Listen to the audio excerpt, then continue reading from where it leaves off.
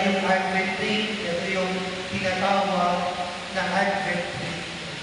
At gusto kong ipaliwanag o sabihin yung mga symbolism nitong Advent Tree. Bakit sa tuwing panahon ng Advento ay meron tayong ganito. At gusto kong klaruhin kasi kung minsan hindi masyadong napapansin ang season of Advent sa simbahan.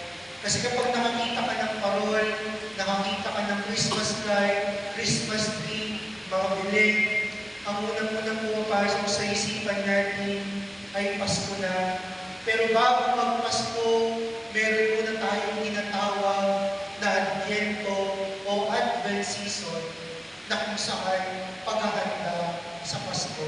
Itong Advent tree natin, makikita natin hugis bilog ito, sumasagisa sa walang hanggang pag-ibig ng Diyos sa atin. Pag-ibig na walang simula at wakas, isang pag-ibig na laan